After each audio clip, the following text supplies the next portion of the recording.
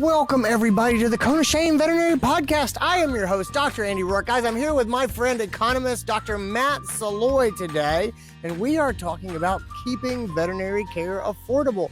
How does it look from the outside? How does it look from a numbers perspective, from the economist's point of view?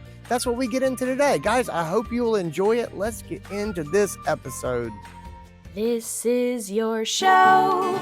We're glad you're here. We want to help you in your veterinary career. Welcome to the Cone of Shame with Dr. DrAndyRoark. Welcome to the podcast, Dr. Matt Soloi. Thanks for being here. Yeah, thanks, Andy. Good to see you again. It's you as well. I love having you here. For those who do not know you, you are a PhD economist. You work primarily with the veterinary management groups.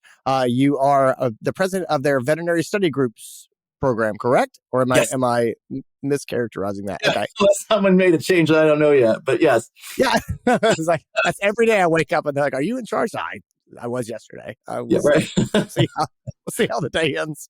Oh, man. Thank you so much for being here. I've really enjoyed our conversations. I have really, we're getting towards the end of the year and I look back and there's always people at the end of the year that I go, man, this is someone I met this year that my life is richer and I really enjoy them. And you were in that category for me. You were someone that I did not know you until this year. And I've thoroughly enjoyed talking to you. And I'm glad that you're back on the podcast again. And thanks for being here. Yeah, that's super. Thanks. And me too. And you just gave me an early Christmas present because I've followed you for years. I'm like, yeah, Andy, I get to talk to him again. This is awesome. All right. Oh, right.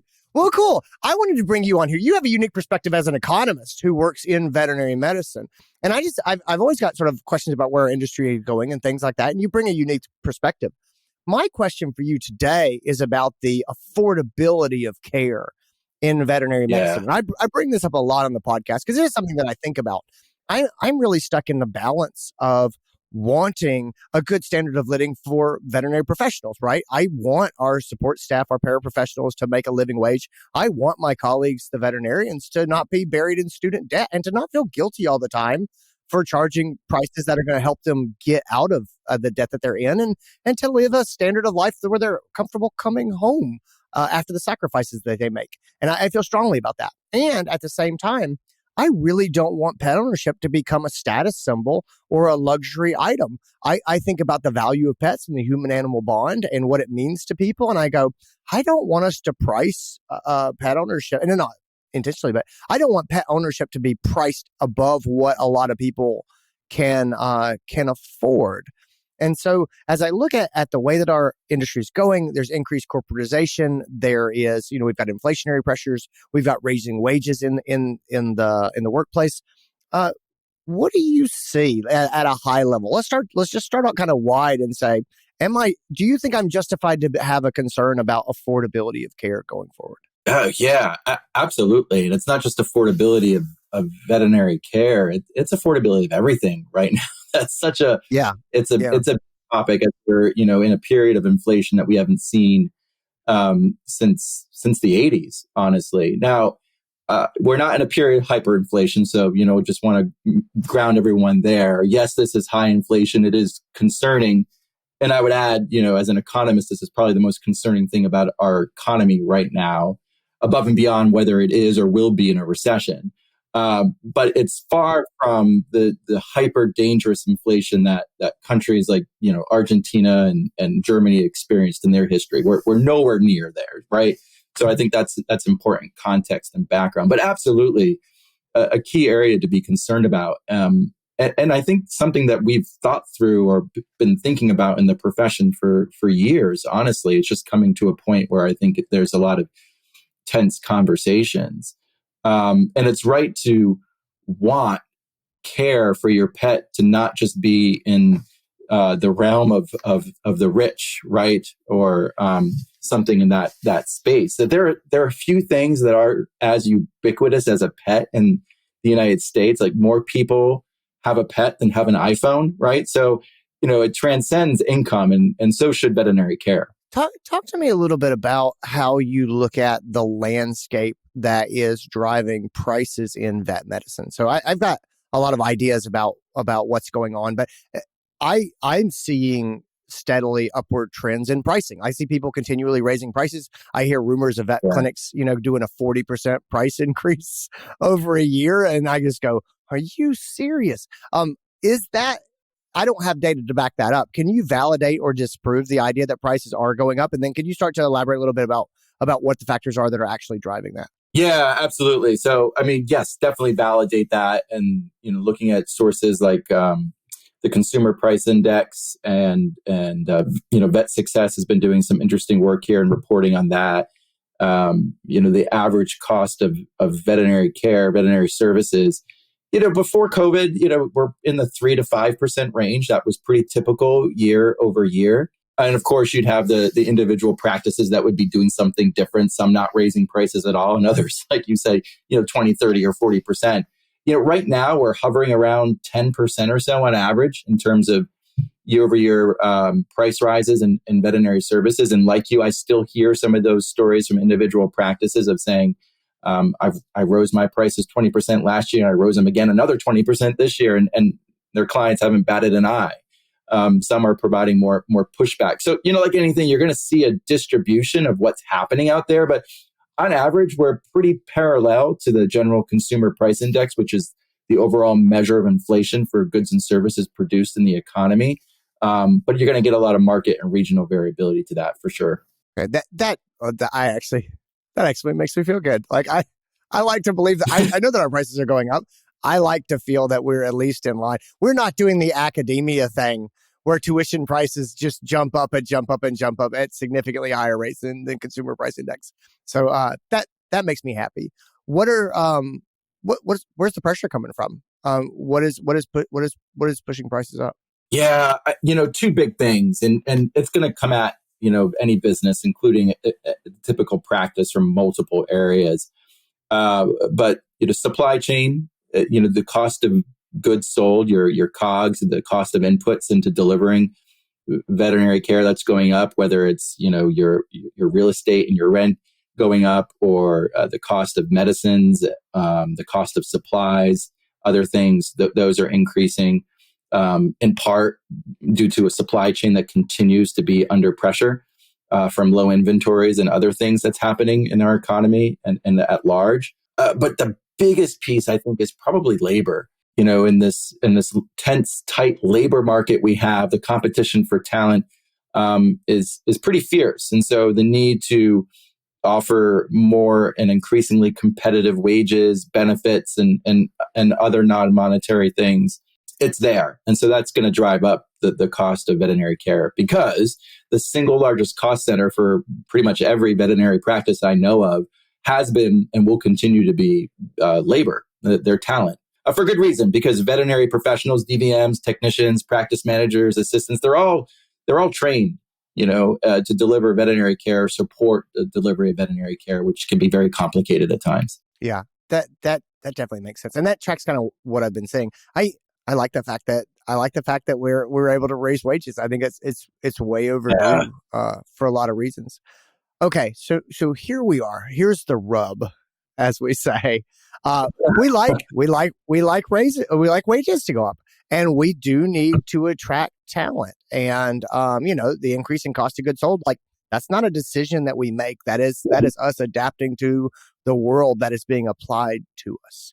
And at the same time, we have both said very much that we like to try to keep care affordable. From an economist perspective, Matt, how do we square these two conflicting conundrums? Yeah, it's not easy, right? I mean, especially if you're in a position as being a practice owner or a manager, you want to pay your people appropriately and competitively, above and beyond a living wage. And we've seen some positive momentum there in our profession. I think we touched on last time when we talked, Andy, around what we've seen in technician pay and some of the tremendous positive momentum we've seen in the last 18 to 24 months. I'm not sure, honestly, if we would have seen that momentum had we not been in the labor shortage. I agree with that. That's part of the good news. And I'm sure there's still tremendous runway to continue to increase that at a level that they're contributing to the practice. We've seen this too in starting salaries for DVMs. They've gone up significantly the last few years, the last year especially so. I'll remind everybody here that for a period of years following the 2008 recession, average earnings of new DVMs was actually going down once you adjusted for inflation for a number of reasons. There was an oversupply or a perceived oversupply demand for veterinary services. Like every industry was going through a bit of some downward pressure too, and that was having some impact. Just now, if you look at salaries, new starting salaries with DVMs, they hit the trend line of what they would have been had the 2008 recession not have happened. And so myself and others have called this, a 12-year, market correction. Honestly, that's been, slow and steady and really just increased pace the last few years there. So, yes, good progress has been made, but let's keep in mind some of the, the challenging years that, this profession experienced following the 2008 recession, as have a lot of clients and people as well. Some are still recovering from that. Okay. That's I graduated in 2008, right into that.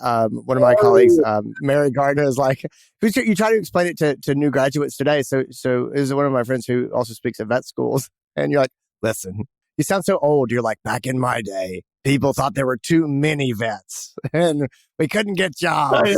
Yeah.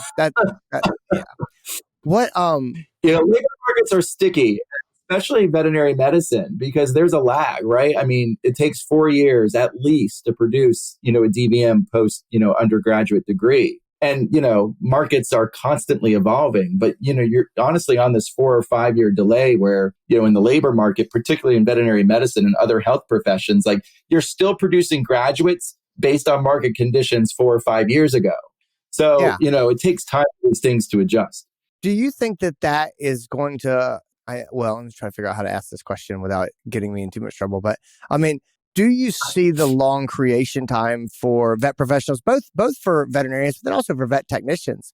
Is that pushing our market towards alternative sources for care? I'm talking about, is that going to push forward technician licensing, the nurse practitioner level healthcare providers, things like that? Is that where this goes, or not necessarily? Yeah, I mean, it can, and not necessarily all at the same time. I think it's less around the quantity of graduates and more around the quality of graduates and what they're able to do once their exit from whatever training, whether it's a new DVM or a new credentialed technician. What are they capable of doing, and what value are they going to be contributing to the practice and to their clients? Because the biggest constraint for any business owner of a veterinary practice or otherwise is profitability and performance in terms of what they're able to give back to their staff in terms of, additional raises and benefits and so forth. And so you need to grow, you need to improve profitability if you're going to be able to also improve the wages and earnings of your staff and your people. So is that in your mind, it's probably the answer is both, but in your mind, is that a training issue or is that a practice management issue, this sort of increasing of profitability?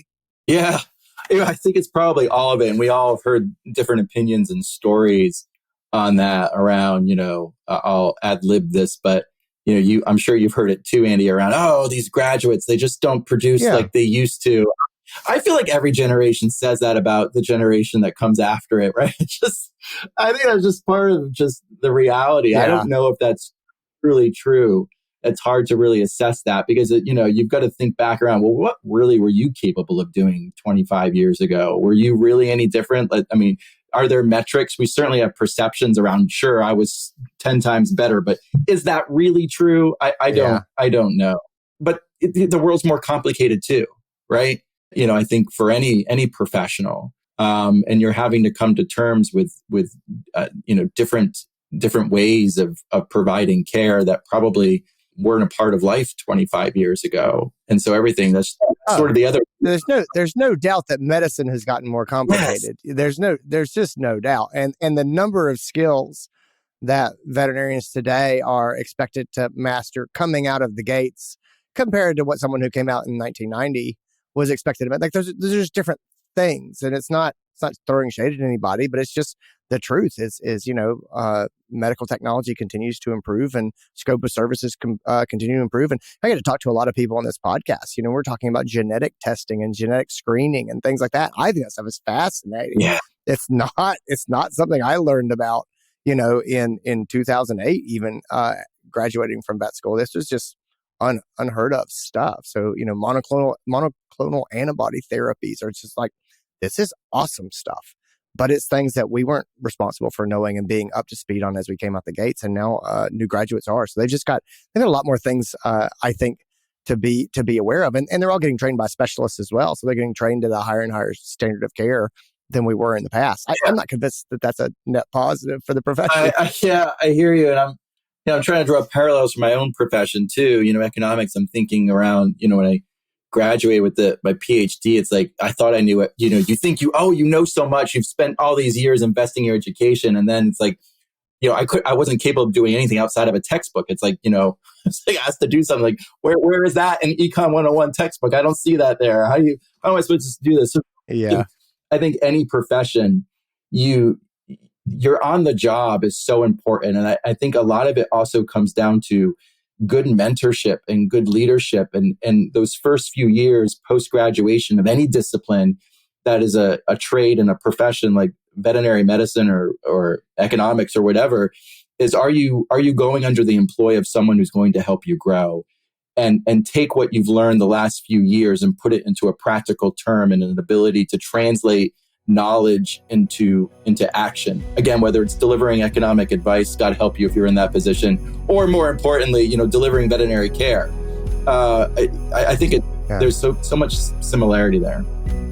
Hey, everybody, just want to jump in real quick and give you a heads up that the April Uncharted Veterinary Conference is coming at you. This is the flagship, the granddaddy, the mama of them all. This is our original conference. It is here in my hometown, Greenville, South Carolina. Guys, this is a communication business strategy conference. We are doing all internal communication and strategy this year. It's about talking to your team, getting them on the same page, making sure messages don't get dropped, making sure we're communicating well, we're treating each other well, making sure that we are on the same page and not repeating work or having people stand around and not know what to do with themselves.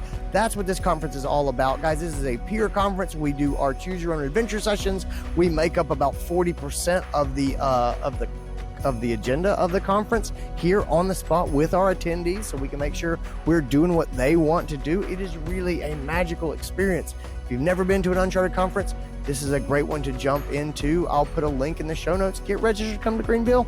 I'll see you in person. Guys, let's get back into this episode.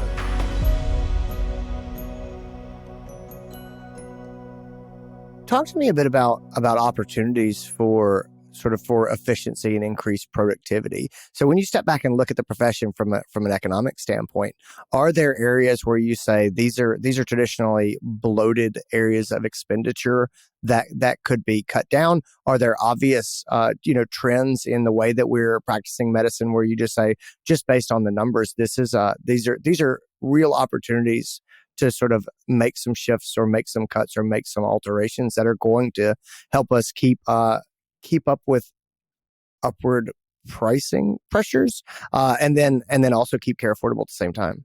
Yeah, I think that's a big question. We got to build a bridge to get there, I think, a little bit. And for, making the connection, I think, between, what our discussion on labor and paying people fair wages and living wages to what that means, why it's related to productivity is so important. And I think, a really germane context for this is the labor shortage that we're in, right? In this tight labor market. And, there's lots of discussion around how are we going to meet the demands for veterinary care where there's not enough people, whether that's technicians or veterinarians. And so let's expand, let's grow our class sizes, let's add more schools. And no doubt there's a runway there. My perspective has been, there's a runway. Let's be mindful of how long we make that runway. Because if we try to attack this problem of blockages and getting a vet appointment or removing frictions in our labor market by just adding more people to it, we are contributing to the largest cost center in our veterinary practice.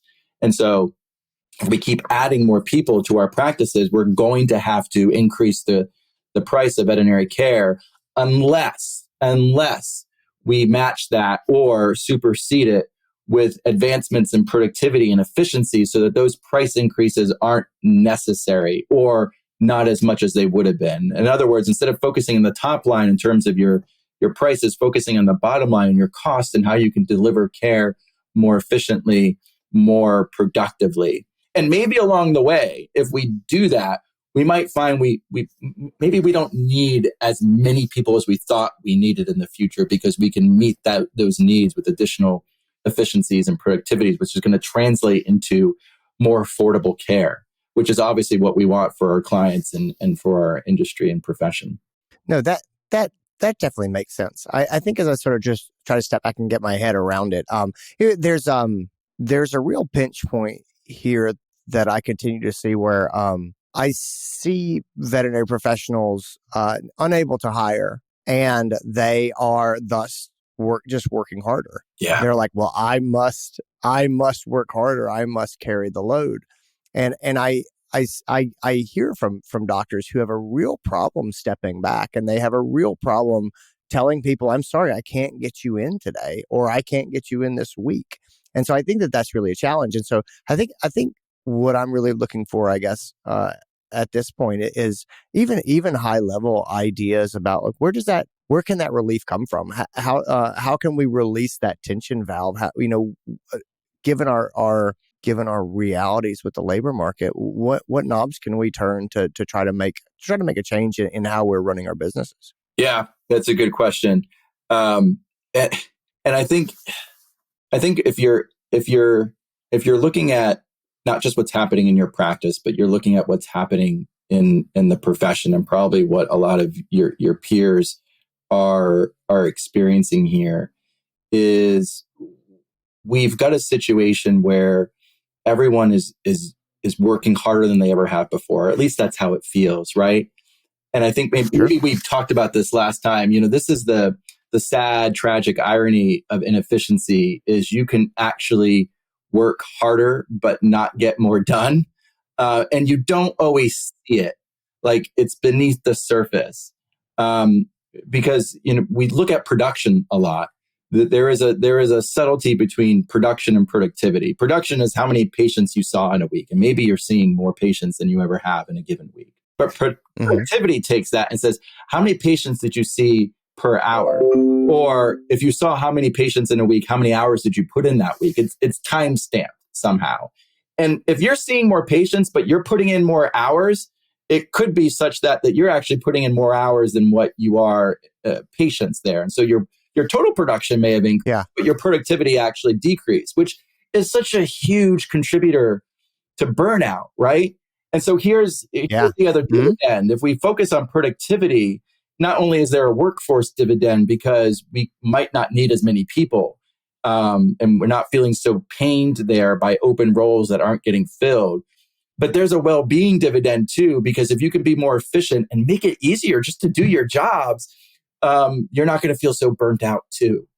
So there's definitely a sweet spot here where by focusing on productivity, you've got these dual dividends to workforce and well-being. And I think, that's an important context because many people think of, productivity or efficiency as squeezing the sponge, like, oh, great, my practice owner wants to be more efficient. That's just going to be squeezing the life out of me. No, it's really the opposite. It's trying to put forward the right technologies, the right people, the right workflows so that it's working for you and making it easier to deliver veterinary care. Yeah, it's funny.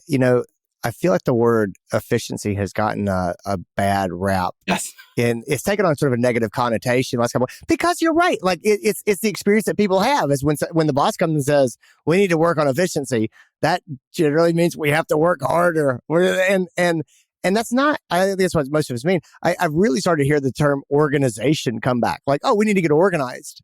And I think I understand why people are making that shift is efficiency feels like, work hard. It's code for we're going to work harder. Whereas organization is getting our ducks in a row and communicating well, training people, onboarding, things like that. Absolutely. And I think it's an important mindset shift, right? Yeah, absolutely. Are there metrics that you look at for productivity? So if I want to say, how productive am I? Well, I'm going home at the end of the day and I'm tired and I'm saying, am I being productive with my time or am I just working harder? I mean, how do you know? Yeah. So there's a lot of different metrics. There's no one single one that's going to give you all the answers there. One measure, which is I'll throw out there, which is actually one that's a broad economic measure for the U.S. economy, is output per worker.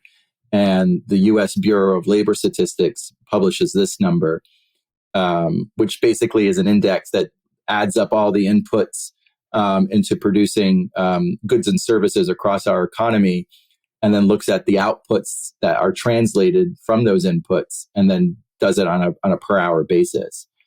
And labor productivity. So that's a measure of labor productivity, which is an important bellwether for the quality of an economy in terms of how good it's doing, how it's evolving and generating more value so that it can translate into higher wages for people. And a similar metric there in veterinary medicine would be, patients per DVM per hour. I've looked at that, through different data sets. What we saw the last couple of years is that was significantly impacted, both, in the broad economy and in veterinary medicine. And in fact, the quarterly numbers for this year, the Q1 or Q2 number for 2022, was the biggest decline in U.S. labor productivity since the 1940s. Huge. And it contrasts with all that we hear around, with remote work, that people are more productive. And no doubt, I'm sure there are circumstances where that's true. But I think a lot of those discussions are conflating with production, again, with productivity. Like, I've never worked more. Like, assuredly, I've never answered more emails in the last 2 years than I have now. But I'm also putting in more hours in order to respond to those emails. So am I more productive? I don't know. I'm definitely doing more. But am I translating that into more efficiency? If I did the numbers, I'm not quite so sure. So I think, COVID created a lot of barriers to doing your work effectively, a lot of frictions that we didn't have before. And some of these frictions have stayed with us. And we experienced that in veterinary medicine too. When you look at a metric like patients per DVM per hour, that went down. AVMA has reported on that and others have as well. And so it's so important to look at that, because you're working harder just to get the same amount of work done. That, again, that's that tragic irony that you don't really see. And it's something definitely for us to address going forward. Well, what's the driving force behind that? Why do we see fewer patients per doctor per hour in the last 2 years? Well, how it began. Is it because is a loss of support staff? Is that what it is? That's a big piece of it. Yeah. So, in the early days of COVID and then, in the months that followed, it was doing everything that we did in order to deliver care in the most, complicated environment imaginable, right? So switching to curbside care, taking payments over the phone, deep cleaning exam rooms between patient visits, breaking your staff into teams, keeping a limited number of people in and out of the practice at a given time. And that created, inefficiencies. I mean, just simple things like taking payments over the phone, right? You've got like a 16-digit credit card number that someone's giving that number to you. And then at the 15th number, they get it wrong. So then they have to repeat the whole number all over again, right? I mean, that should be like a 2-second swipe, right? Instead, it turns into a minute transaction. So, things like that add up. And so that created significant inefficiencies that hampered the ability to deliver care more effectively and productively. And, appointments took longer. That was another thing because of some of these realities that we were doing with COVID. How and why that's still persisting.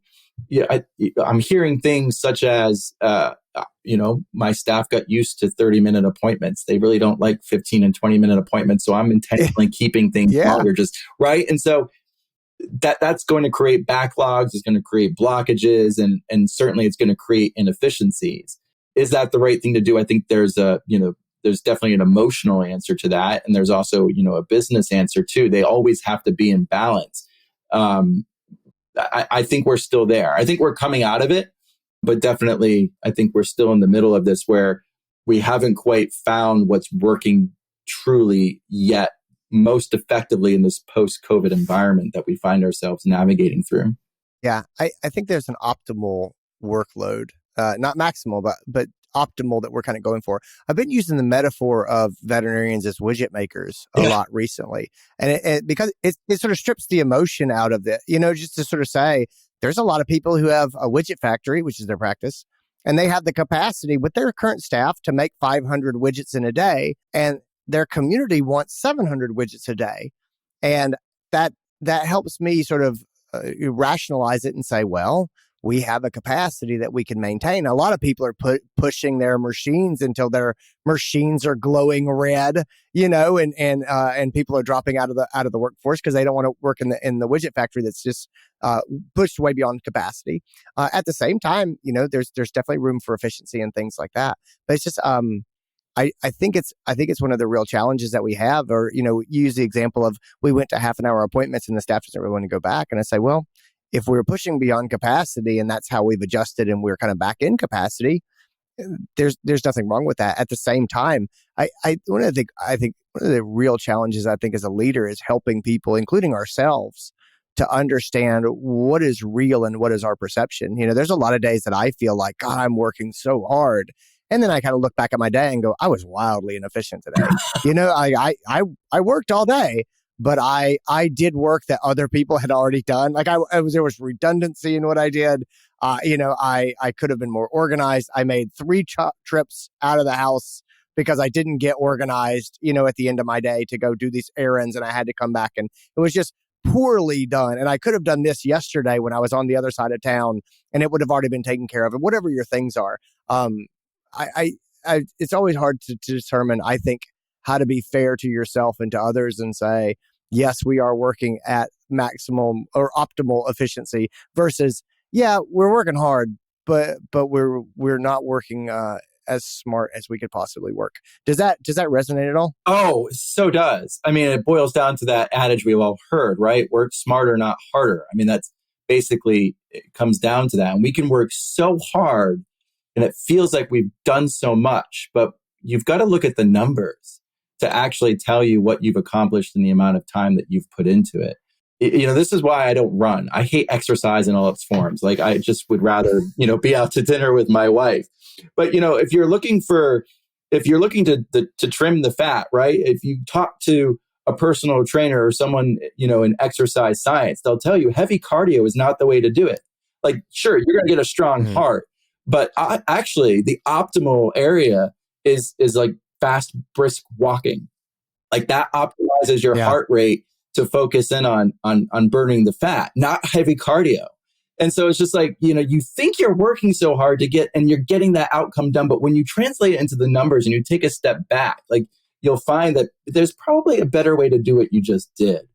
As you sort of look ahead at 2023, what is your economist's wish for the profession? What would you like to see happen? Yeah, I think we've got our challenges, right? Never ever have things been so interesting in our profession and, certainly the world around us.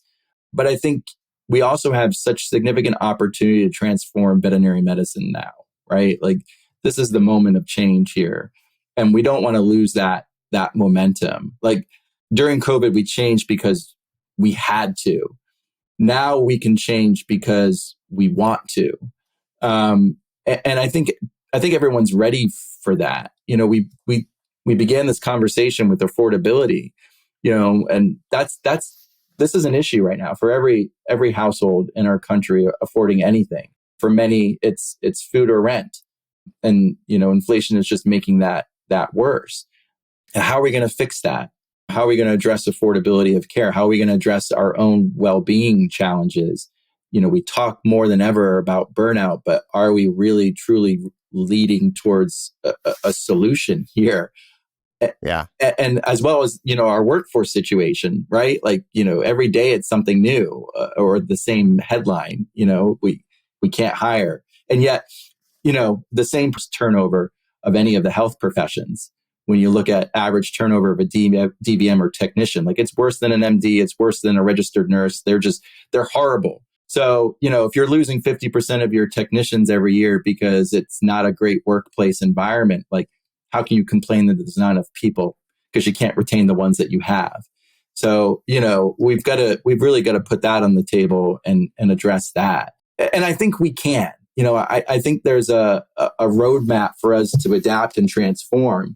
And it's not recreating the wheel, but it's doing these things that we've talked about so much, you and others around, leverage your people more effectively, right? Like if your technician is trained to deliver vaccines, then why are you, the DVM, doing that, right? Like you can do other things. And I understand the desires to keep appointment lengths longer because it feels less stressful. But going back to profitability, like if you want to grow and pay your people more, if you're holding back the number of business that you can take on, that's going to affect those numbers and your ability to do that. And bet you some practice down the street who you're in competition with is going to figure this out and do what needs to be done in order to support both well-being and profitability. Because, economics and people, they do go hand in hand. They're not at tuggle with one another. They're the two sides of the same coin. Yeah. So doing that in a way that's, effective and efficient and delivers, good well-being and good wages and earnings to your people, as well as delivering the best care possible to clients while growing as a business. I think we can do all three of those things. That sounds great. I think that's a great place to leave it. Dr. Matt Soloi, where can people learn more about the VMG groups? Where can they find you online? Yeah, great. So you can learn more about us at our website, veterinarystudygroups.com. Learn about what we do, what makes us special, and how we can help you as a practice owner. And then you can find me on LinkedIn. I post not as frequently as I used to, but occasionally I pontificate about the economy and data and throw in an occasional dad joke here and there too. That sounds fantastic. Thanks for being here. Hey guys, you guys take care of yourselves. Thanks for tuning in. Awesome. Thanks, Andy, so much. And that is our episode. Guys, I hope you enjoyed it. I hope you got something out of it. As always, if you did, the kindest thing you can do is leave me an honest review where you get your podcasts, especially Apple Podcasts is where a lot of people find it. If you're watching our video on YouTube, hit that like and subscribe button. If you're like, what videos on YouTube? That's right.